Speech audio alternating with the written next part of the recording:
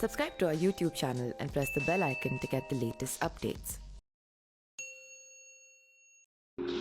नमस्कार, मैं पिंटू सिंह यादव आप सभी का स्वागत करते हैं न्यूज़ लाइव में। दोस्तों, प्रयागराज में अतीक अशरफ की हत्या के बाद सर्विलांस पर लिए गए 3000 मोबाइल फ़ोन बंद अचानक से हो गए। उमेश पाल की हत्या के मामले में फरार शूटरों और मददगारों की तलाश के लिए नंबरों को सर्विलांस को लेकर सुराग जुटा रही थी।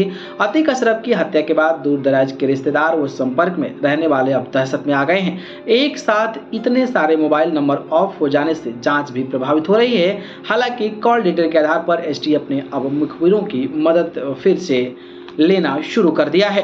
24 फरवरी को उमेश पाल की हत्या के बाद एसटीएफ ने असद, गुलाम, अरमान और शाबिर व साइस्ता को ढूंढने के लिए 5000 से अधिक मोबाइल नंबर सर्विलांस पर लेकर रखे थे। इसमें से एसटीएफ को कई महत्वपूर्ण जानकारियां भी मिली थी।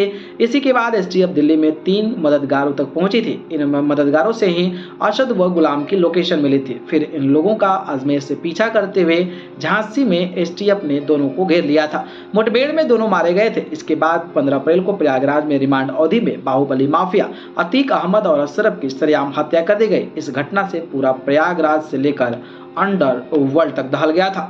दोहरे हत्याकांड के बाद ही करीब 3000 नंबर बंद हो गए हैं। एसटीएफ के एक अधिकारी ने बताया कि अतीक अशरफ की हत्या के बाद 3 दिन में एक कर करीब 3000 मोबाइल नंबर स्विच ऑफ हो गए हैं। यही नहीं, इनमें से ज्यादातर लोग अपने घरों से भी चले गए हैं। किसी ने दूर अपने दोस्तों के यहाँ शरण ली है तो कोई घूमने के बाद पड़ोसियों से कहकर चला गया है।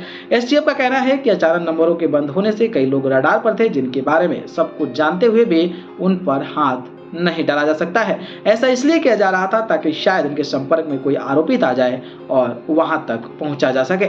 लखनऊ, दिल्ली, बाराबंकी, कानपुर समेत 22 जिलों के नंबर थे। एसटीएफ और प्रयागराज में पुलिस ने लखनऊ, प्रयागराज, दिल्ली, बाराबंकी, कानपुर, गाजियाबाद, नोएडा, अजमेर, शाहजहांपुर, झांसी, हरदोई, बरेली, सहारनपुर, पटना, रांची, जयपुर समेत 22 जिलों का यह नंबर स्विच ऑफ आया है।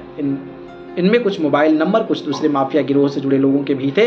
हालांकि अतीक अशरफ की हत्या के बाद एसटीएफ ने कुछ और नंबरों को सर्विलांस पर ला लिया है। तो आप अंदाजा लगा सकते हैं कि किस तरीके से अतीक अहमद के जाने के बाद खौफ है कि तमाम जो हजारों मोबाइल हैं वो कहीं ना कहीं स्विच ऑफ हो गए हैं। बाकी इस मसले को